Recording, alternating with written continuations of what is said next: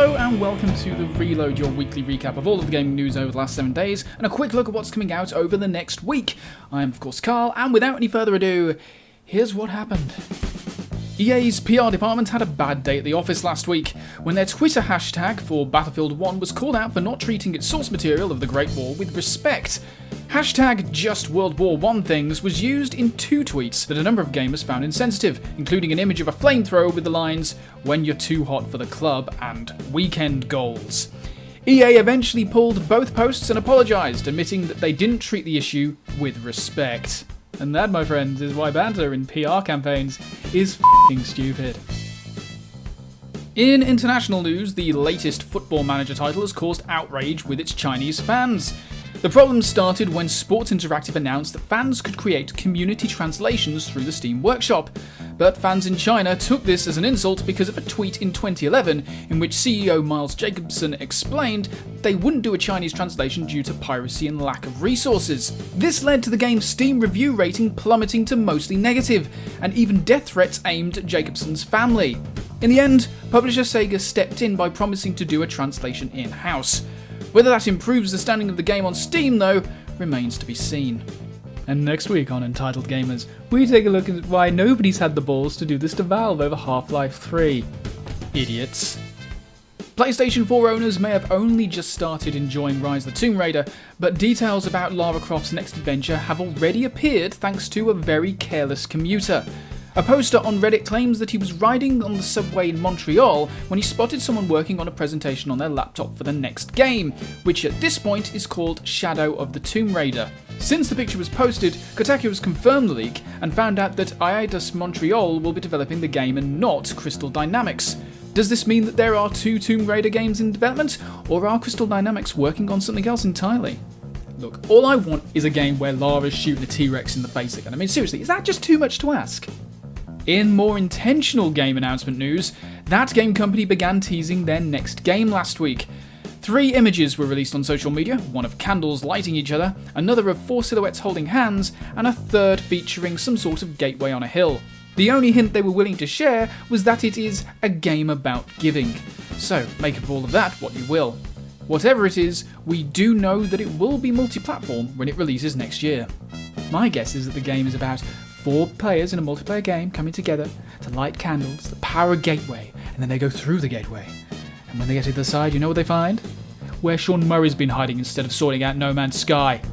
In anticipation for N7 Day on Monday, BioWare released a teaser trailer for Mass Effect Andromeda, featuring the dad of the protagonist Ryder twins standing on the moon looking out at a not-so-revered Earth. We did manage to learn a few things from it. Firstly, the monologue explained that it will be set around 600 years after the end of the original trilogy.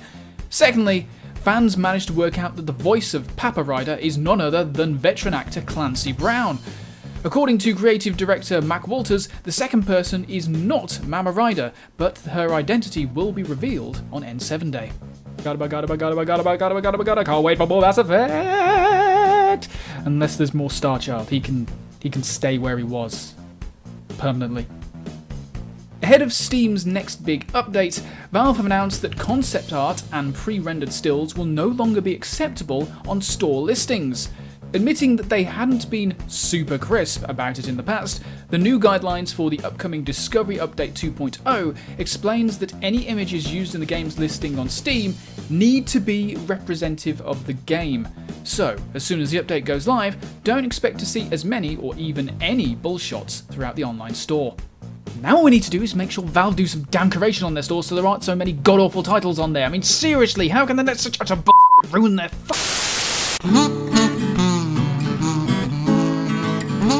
This year's BlizzCon opening ceremony had plenty of announcements on Friday, and while Sombra's debut will have excited many an Overwatch player, there was arguably another reveal that was bigger news. Blizzard CEO Mike Morhaime used the opening segment to announce the Overwatch League, a professional organisation where players will be able to try out for teams located in large cities.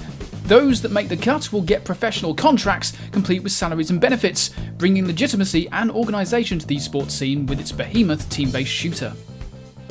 brace yourselves, Peter Molyneux is back. The follow-up to Project Goddess is finally available here in the UK, and you can try it for free on your iPhone and Android devices. The Trail is an adventure game in which players explore, craft, trade, and build settlements while looking for a town called Eden Falls. The apparent end-game objective is to amass a fortune. And if you walk over there and you cut down that tree, the tree won't be there anymore, but the dog that's with you will think you're a monster because it loved that tree. It had this emotional attachment to that tree. It's honestly magical. Please note that this is a terrible impression of Peter Molyneux and its content in no way represents anything in the Trail, even if it sounds like something he would in fact say and later come to regret. Go download the Trail today. And finally, one of the more frustrating aspects of Pokemon Go is finally going to be reduced. The official Twitter feed posted the news that Pidgeys, Rattatas and Zubats will see their spawn rates reduced after months of the damn things taking over smartphone screens everywhere. But that's not all.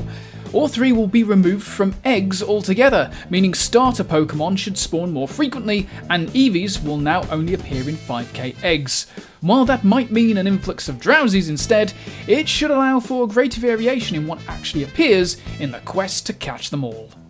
And of course, if you want to learn any more about what was just discussed, you can of course hit the link in the description box below, so be sure to give that a look if anything has piqued your interest. But now it's time to take a look at what's coming out over the next 7 days.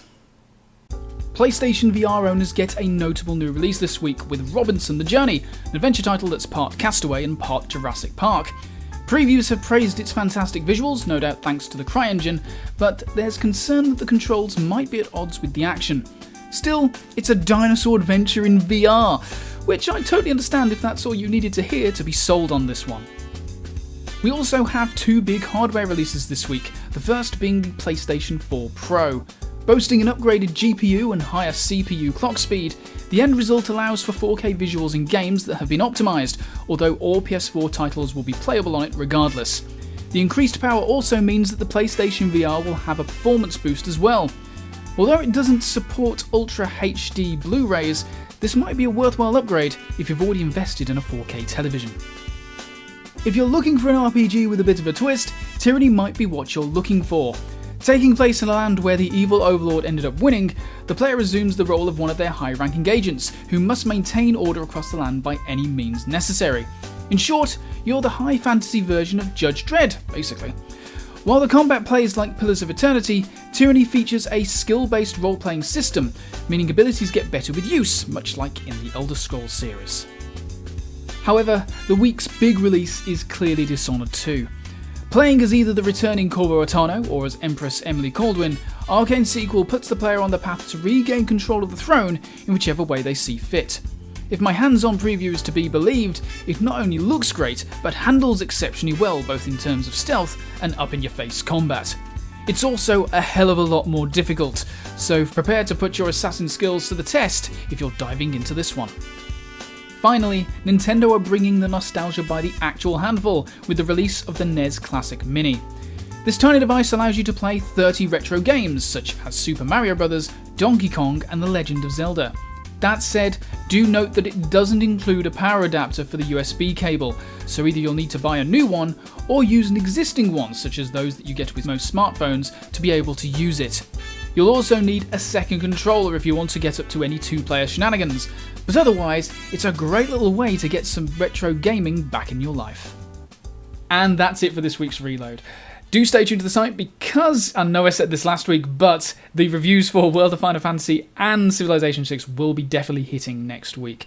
And I'll also be taking a look at esports and the way that they're being more integrated into our gaming experiences, pretty much from the word go, so be sure to stay tuned for that. But yes, that's it for now. If you've got any feedback, let us know in the comments section, either on YouTube or on Digital Outburst.